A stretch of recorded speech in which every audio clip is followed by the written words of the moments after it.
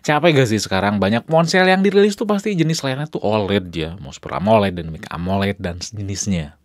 Nah, untungnya iQOO ngasih kita pilihannya, yaitu punya ponsel yang layarnya tuh IPS, dan layar IPS-nya tuh bukan sembarang IPS, bukan sembarangan murah atau kaleng-kaleng. Bisa dikatakan salah satu yang terbaik ya setelah saya suka di IPS-nya Mi 10T dulu ya. Dan tentunya bukan modal layar IPS doang ya, lewat si iQOO Z9X ini.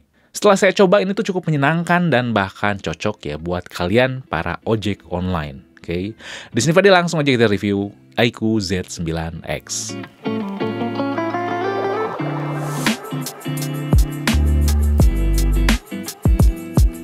Yang pertama, bodi ringan dan tahan air. Nah, walaupun punya baterai 6000 mAh ya, gede, iQOO Z9X ini tuh bisa dikatakan tetap enteng dan gak bongsor. Jadi iQOO Z9X ini gak pegel kalau berlama-lama dipakai. Ditambah bikin tenang juga karena punya rating keamanan IP64. Yang berarti kalau di jalanan nih terus ada debu asap kendaraan, nah iQOO Z9X ini tuh tetap tahan ya. Karena jangan salah, ponsel juga bakal rusak kalau misalkan kena debu dengan intensitas yang sering. Namun untuk urusan air, di sini cuma tahan cipratan air aja ya. Gak bisa diajak berenang gitu, gak bisa diajak hujan-hujanan dengan sengaja. Tapi better lah, karena masih ada ponsel yang gak punya rating tahan cipratan air di harganya ini.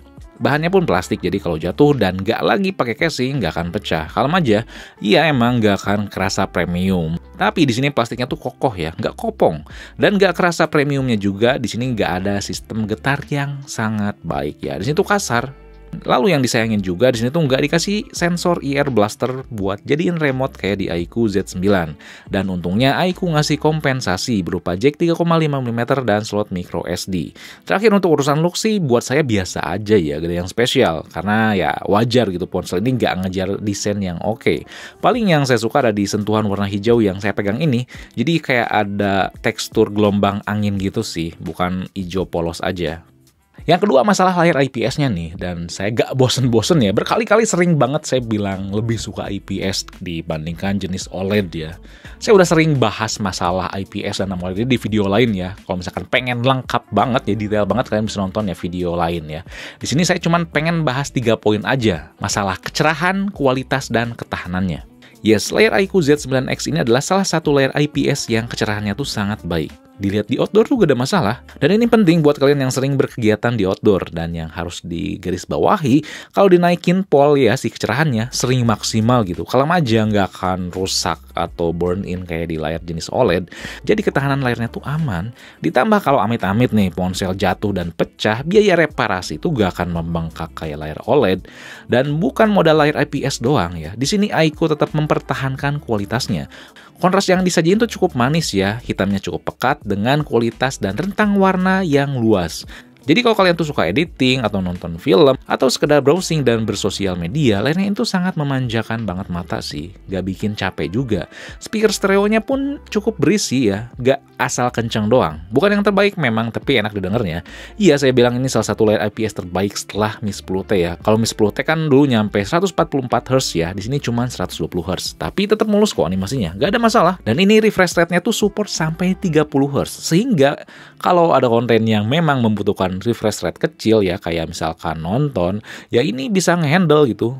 Yang mengakibatkan baterai itu lebih irit. Gak banyak loh ya, layar IPS yang support 30 Hz. Kebanyakan ya cuma 60 atau 120 Hz. Ini tuh ada 7 level. Namun ya karena layar IPS, efeknya kita gak bisa nikmatin sensor sidik jari di layar dan gak ada always on display. Dan pasti yang mengkhawatirkan adalah masalah si sensitivitas layarnya. Karena kan biasanya ya ponsel 3 juta, apalagi layarnya IPS, masalah sensitivitas tuh ya agak biasa aja ya. Tapi ternyata setelah dicoba ya, surprisingly enak banget dipakainya. Sensitif, mau itu keseharian ataupun gaming. Saya coba main PUBG 25 menit tuh nyaman, FPS-nya stabil. Walaupun memang sayang settingan grafisnya mentok di Balance Ultra. Mungkin harus nunggu dulu ya update software karena mengingat Snapdragon 6 Gen 1 tuh umurnya masih fresh. Baterainya habis 8% ya main selama itu. Lanjut main Genshin Impact pun oke. Saya setting high 60 FPS dipaksa. Si ponsel mampu ngasih FPS di kisaran 28 48-47 fps. Jadi cukup enak dan oke di harga 3 jutaan. Main 40 menit baterai turun 11%. Overall masalah suhu tuh bisa di-manage dengan baik walaupun di harga 3 jutaan. Manajemen suhunya gak lebih baik sih dibandingkan Poco X6 ya. Tapi ini gak panas atau gak nyaman loh ya. Cuma masih kalah aja dibandingkan Poco X6. Jadi untuk urusan performa gaming ini tuh nyaman, dan untuk keseharian ya oke. Walaupun saya beli varian 8GB ya RAM-nya, multitasking tetap bisa dijaga dengan baik. Penggunaan keseharian pun gak ada masalah. Karena saya suka juga dengan Vantage OS 14 berbasis Android 14 yang udah solid. Penampilannya pun simple ya, bisa manjain saya. Kecuali iklan yang sama muncul kayak di iQOO Z9. Munculin berita sampah gak penting lewat browser bawaan, muncul iklan di pencarian launcher, sampai di App Store Vivo selalu ngasih pemberitahuan promosi aplikasi. Ganggu banget. Emang bisa disetting, tapi saya yakin buat orang awam agak ribet sih buat nyetingnya. Lalu overall untuk masalah baterai, untuk pemakaian yang cukup intens kayak sesekali gaming, ambil foto video, main sosial media, browsing, ngetik dengan konsumsi baterai 82% bisa ngasih screen on time 5 jam 39 menit. Dan itu dia 3 alasan kenapa ponsel itu cocok buat ojek online, yang dimana 3 alasan itu pun bisa cocok sih buat kalian yang emang membutuhkan hal tersebut. Dan tenang aja ya, biar kalian tuh gak bosen, iQOO tuh tetap memberikan fitur yang lengkap ya, gak cuma 3 poin itu aja. Katakanlah NFC untuk mempermudah pembayaran. Terus tadi kan ada slot microSD yang memang nyatu sama SIM kedua, tapi dia support sampai penyimpanan 1 TB. Dan WiFi yang punya teknologi MIMO yang memperkuat kinerja jaringan.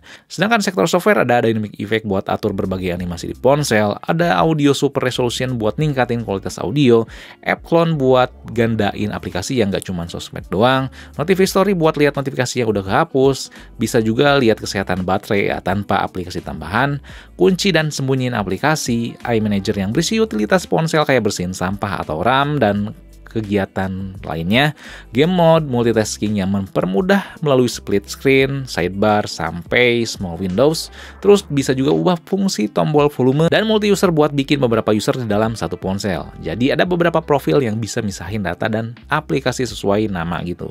Dan untuk personalisasi ada berbagai tema dan font yang bisa kita download, ganti tombol navigasi, terus color and style buat nyocokin warna sistem sama warna wallpaper, sama ada simple mode buat nampilin UI lebih simple ya, cocok buat orang tua kayak gitu.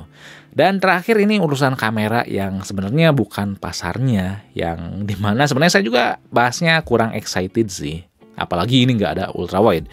Hasilnya tuh ya standar, seperti biasa, warna tuh ditingkatin ya saturasinya biar kelihatan bagus gitu. Noise-nya masih kelihatan cukup jelas sampai detail yang agak sulit didapat kalau objek atau kita tuh gerak gitu. Sering blur kalau kita nggak steady megangnya. Kalau ambil objek manusia pun sering jadi halus ya detail mukanya. Yang saya suka sih paling kalau objeknya agak dekat ya, nggak selalu makro nih. Hasilnya cukup kelihatan dinamis dan enak dilihat, sisanya biasa aja. Apalagi selfie-nya, nggak banget sih. Dan untuk videonya ini bisa 4K 30 fps ya, sangat gak stabil. Padahal hasil gambar, warna, kontras, dan aspek lainnya yang diambil tuh lebih suka sih dibandingkan fotonya, lebih ngigit. Hanya terhalang oleh kestabilan yang kurang aja. Dan untuk video selfie-nya sama seperti kayak hasil fotonya, ya gak ngigit gitu, biasa aja.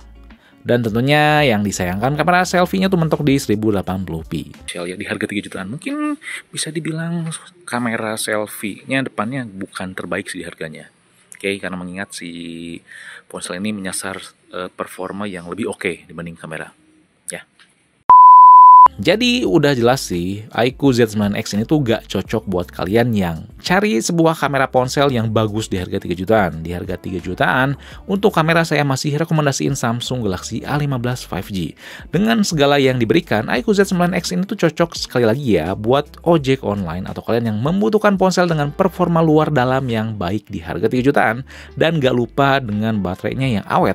Juga fiturnya tuh lengkap ya dengan Vantage OS yang cukup solid. Yang tentunya juga kalian harus terima kekurangan yang ada selain kamera, kayak update software yang gak sepanjang Samsung dan feel body yang kurang premium. Dan terakhir kalau kalian tanya mending mana dibandingkan iQOO Z7 karena kan harganya udah turun, emang cukup berat sih. Tapi kalau kalian tuh mempertimbangkan banget ya masalah rasio performa dan ketahanan baterai, si iQOO Z9X itu tuh lebih baik. Apalagi si iQOO Z9X tuh punya layar IPS yang kualitasnya juga lebih oke dibandingkan Z7. Tapi kalau kalian tuh pengen desainnya yang lebih oke, terus tuh sistem getarnya yang lebih baik dan kameranya yang lebih bagus juga ya punya OIS, iQOO Z7 bisa jadi pilihannya. Namun kalian harus terima si update Android-nya tuh cukup pendek ya, karena tersisa 1 kali update yaitu di Android 15. Selebihnya ya nggak akan dapat, cuman security patch doang. Oke, jadi sekian aja ya review iQOO Z9X kali ini. Kalau misalkan kalian masih bingung, kalian bisa tulis komen di bawah, dan jangan lupa juga buat like, share, dan subscribe Fixme. Lalu nyalain lonceng notifikasi biar gak ketinggalan video berikutnya. Oke, di sini Fadil, peace out.